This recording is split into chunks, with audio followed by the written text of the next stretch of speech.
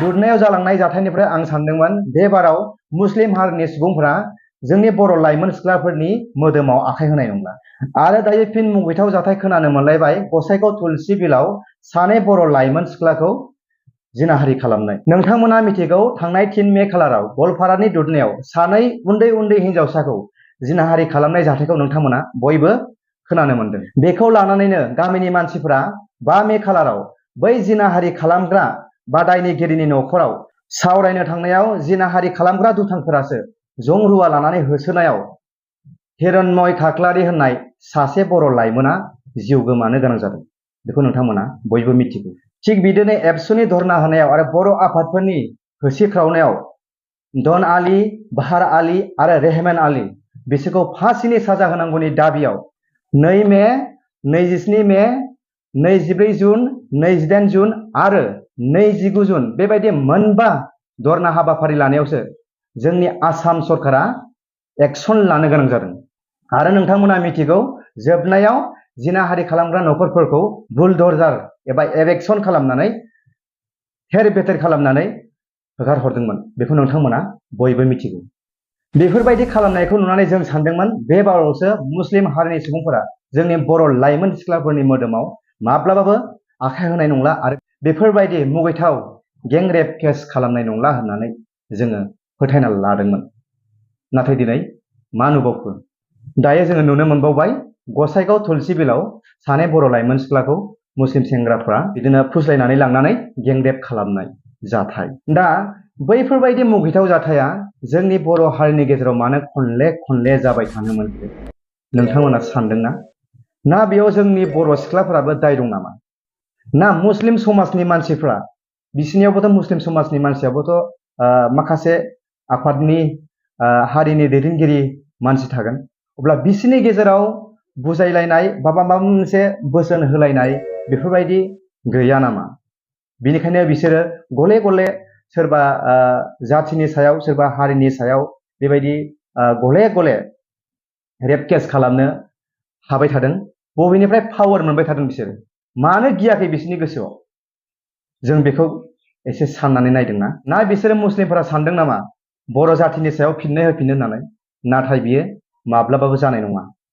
दा जोङो बैसोर मुस्लिम हारिनि दैदेनगिरिफोरनि माखासे दैदेनगिरिफोरखौ जोङो सोंनो हायो नोंसिनि जाथियाव नोंसिनि हारियाव माबा मोनसे बोसोन होनाय गैया नामा? माबा मोनसे मोजां बाथ्रा बुंनाय गैया नामा? जाथिखौ हारिखौ मारै फोथांनांगौ मारै दैखांनांगौ?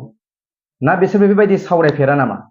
जेरै जोंनि हारियाव एबसुनिफ्राय लानानै जोंनि बर' आफादनिफ्राय लानानै माबा मोनसे हारिया खैफोद जादोंब्ला गोबां बोसोन होयो बुङो नङा होमब्ला? बेफोरबायदि गैया नामा बिसोरनि जाथियाव? दिनै बेफोरबायदिखायनो बिसोरो बेबायदि गाज्रि खामानि गाज्रि आखुखौ बिसोरो मावनो गियाखै। आसामनि थागिबि सुबुंफोरनि आखायावनो बिसोरो बेबायदि गाज्रि इनाय खामानि मावनो गियाखै। बबेनिफ्राय बिसोरो पावार मोनबाय थादों? जों बिसोरनि दैदेनगिरिफोरनि सायाव सोंथि दिखांनो हायो। दायो बेयाव जानानै थांनाय गसाइगाव तुलसि बिलाव सानै बर' लाइमोन सिख्लाखौ रेप केस खालामनाय जि दायनिगिरिफोर बिसोरखौ सानैखौ हमनो मोनबाय होनदों आरो माखासेया खारखुमानानै दंबावो होननानै बुंदों। मानोना बिसोरनाव माखासे गें रेप दं होननानै बुंदों। दा बिसोरखौ हमनांगौ आरो साजा होनांगौ आरो फासि होनांगौनि माखासे जोंनि बर' आफादफोरा दाबि दैखांदों। नोंथांमोना भिडिअखौ सोरबा सोरबा नुबाय जानांगौ। आं स्क्रिनावबो होगोन नोंथांमोननि सिगाङाव, नोंथांमोना नायलांब्लानो जाबाय। दायो बेयाव स्कुलनि बाथ्रा होनदों। स्कुल गंसे बे गसाइगाव तुलसि बिलाव गंसे स्कुल दङ। बे स्कुलाव माने मुस्लिम आरो हिन्दुफोर बेयाव एखे लगैनो माने बे स्कुलाव फरायो आरो डिनार टाइम आरो लान्च टाइमाव जेब्ला बिसोरो लान्च खालामनो थाङो अब्ला बर' सिख्लाफोरनि खाथियाव थांनानै बिसोरो जंखायहैयो बा बायदिसिना बुरखायहैयो, बिदिनो बेरायनो बायदिसिना लेङो जानांगौ। बेफोरबायदियावनो गले गले जाथाया जानो मोनबाय थादों। आङो जोंनि बर' सिख्लाफोरखौबो बुङो, सोरबा जुदि स्कुलाव बा बेबायदि सिनायनायबाबो नोंथांमोना गुबुन हारिनि मानसिफोरब्ला नोंथांमोना गोसो गलिनाङा। आं बर' सिख्लाफोरखौ आङो बुंनो सानो बेबायदि सोरबा लिंलाङोब्ला बहाबा बेरायनो लिङोब्ला नोंथांमोनाबो बा बर' सिख्लाफोरा बेबायदि थांनो नाङा। दानि सिचुवेसना एसेबां मोजां नङा।